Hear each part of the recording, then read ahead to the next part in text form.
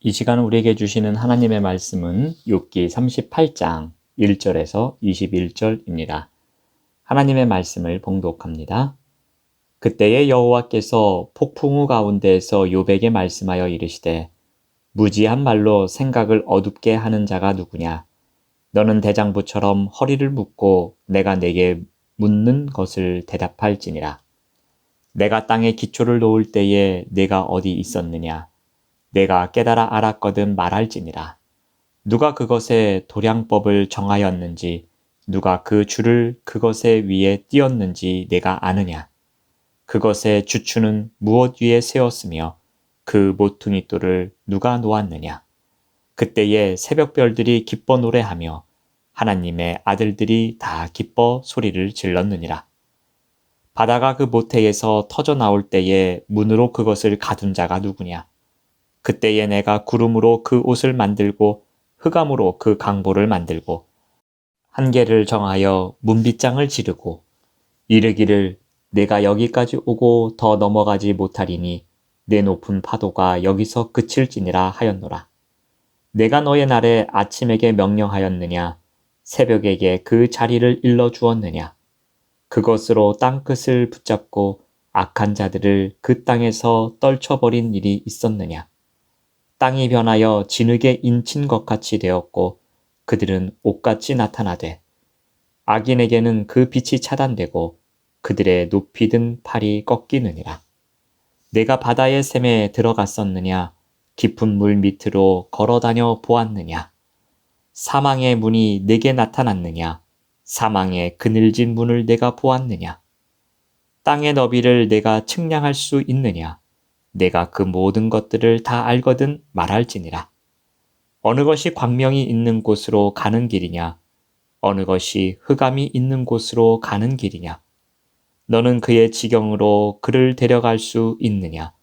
그의 집으로 가는 길을 알고 있느냐. 내가 아마도 알리라. 내가 그때에 태어났으리니 너의 횟수가 많음이니라. 아멘. 오늘 말씀의 제목은 너는 아느냐입니다. 엘리후의 발언이 끝났습니다. 그러자 하나님이 욥에게 직접 나타나셔서 말씀하십니다. 이제 욥의 긴 싸움과 고통이 끝난 것처럼 보여집니다. 욥이 그토록 소망했던 하나님을 만난 것입니다. 드디어 욥의 소원이 이루어집니다. 폭풍우 가운데에서 하나님의 말씀이 들려옵니다. 그런데 하나님은 욥의 질문에 차분하게 답변하시는 것이 아니라 오히려 욥에게 질문을 하십니다. 2절에서 3절 말씀을 보면은 무지한 말로 생각을 어둡게 하는 자가 누구냐? 너는 대장부처럼 허리를 묶고 내가 네게 묻는 것을 대답할지니라 라고 말씀하십니다. 여기서 눈여겨볼 단어가 생각입니다. 이 말은 지혜, 통찰, 능력과 관련된 말로 창조 세계에서 하나님의 뜻과 계획을 실행하는 것을 말합니다. 즉, 하나님의 섭리입니다. 하나님은 하나님의 섭리인 이 생각으로 세상을 다스리시는 것입니다. 그런데 이 무지한 욥이 이와 같은 하나님의 생각을 어둡게 하고 있다는 것입니다. 하나님은 욥에게 논쟁을 시작하시면서 질문에 답할 것을 요청하십니다. 하나님은 먼저 이 세상이 얼마나 견고하게 창조되었는지 말씀하십니다. 첫 번째로 땅을 만드신 하나님을 이야기합니다. 그래서 4절에서 7절 말씀을 보면은 내가 땅에 기초를 놓을 때에 내가 어디 있었느냐? 누가 그것의 도량법을 정하였는지 누가 그 줄을 그것 위에 띄었는지 주추는 무엇 위에 세웠으며 모퉁이 돌을 누가 놓았는지 그리고 그때의 새벽별들이 기뻐 노래하며 하나님의 아들들이 다 기뻐 소리를 질렀다고 말씀하십니다. 하나님은 마치 건물을 짓듯이 기초를 놓으심으로 땅을 만드셨습니다. 튼튼한 기초 위에 건축된 집처럼 하나님이 직접 만드신 땅은 견고하게 지어졌습니다. 그러나 욥의 말과 달리 세상은 무질서하지 않았습니다. 하나님은 측량줄로 대표되는 하나님의 질서와 규칙에 따라 땅을 튼튼하게 지으셨습니다.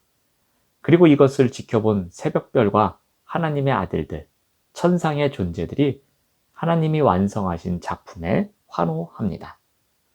하나님은 욥에게 이러한 사실을 너는 아느냐고 질문하십니다. 다음으로 하나님은 바다를 다루시는 분이라고 말씀하십니다. 8절에서 11절 말씀을 봅니다. 바다가 그 모태에서 터져 나올 때에 문으로 그것을 가둔 자가 누구냐? 그때 한계를 정하여 문빗장을 지르고 내가 여기까지 오고 더 넘어가지 못하리니 라고 말씀하신 분이 하나님이시라는 겁니다.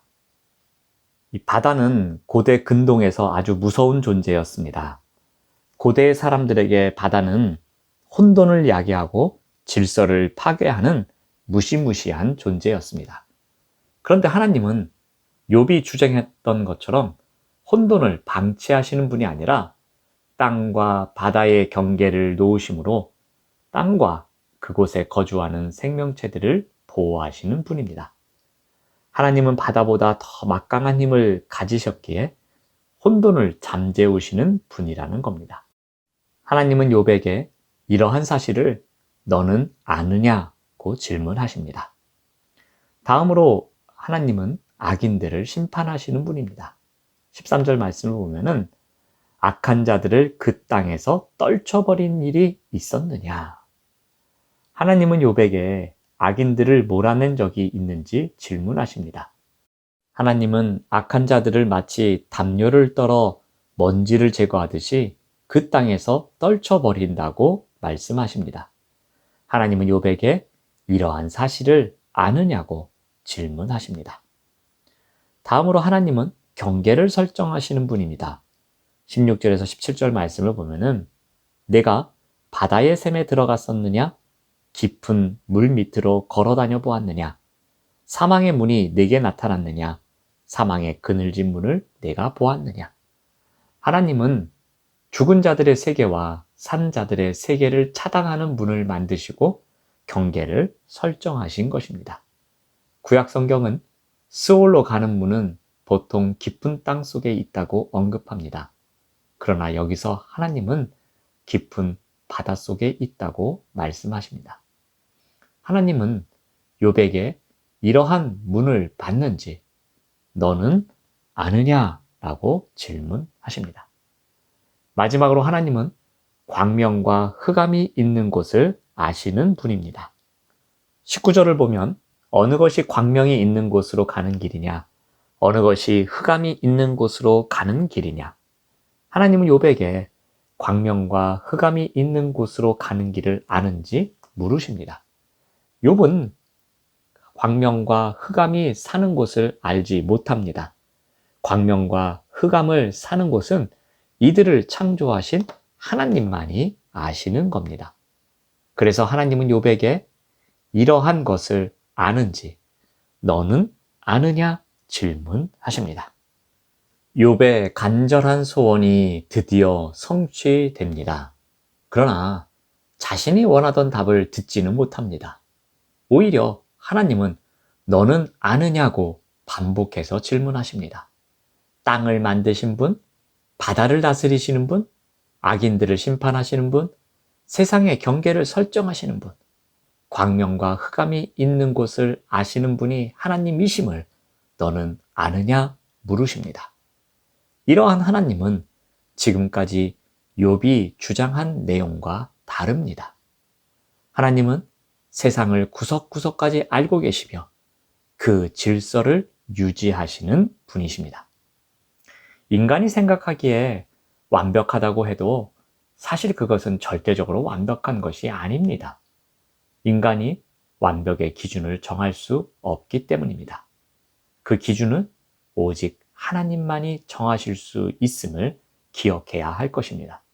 그러므로 신앙의 여정은 하나님을 알아가기 위해 애쓰는 시간의 축적이 되는 것입니다. 그래서 너는 아느냐라는 질문에 겸손하지만 자신 있게 답할 수 있는 자리로 나아가야 할 것입니다.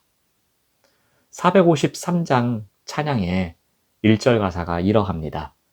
예수 더 알기 원하네 크고도 넓은 은혜와 대속해 주신 사랑을 간절히 알기 원하네. 내 평생의 소원, 내 평생의 소원, 대속해 주신 사랑을 간절히 알기 원하네. 바로 이 마음이 너는 아느냐? 라는 질문에 대한 겸손하지만 자신 있게 답하기 위한 우리의 자세일 것입니다. 언제나 우리의 평생의 소원이 예수님을 더 간절히 알기 원하는 마음을 갖고 살아가야 하는 것입니다. 오늘 하루도 이러한 소원을 성취하며 살아가시는 우리 모두가 되시기를 바랍니다. 기도하겠습니다. 하나님 감사합니다. 너는 아느냐? 라는 질문에 우리가 겸손하지만 자신 있게 답하기 위해서 내 평생의 소원이 대속해 주신 하나님의 사랑을 간절히 알기 원합니다. 라는 고백을 갖고 살아갈 수 있도록 인도하여 주시옵소서. 예수님의 이름으로 기도드립니다. 아멘. 생명의 말씀으로 나를 채우사 주의 길 예비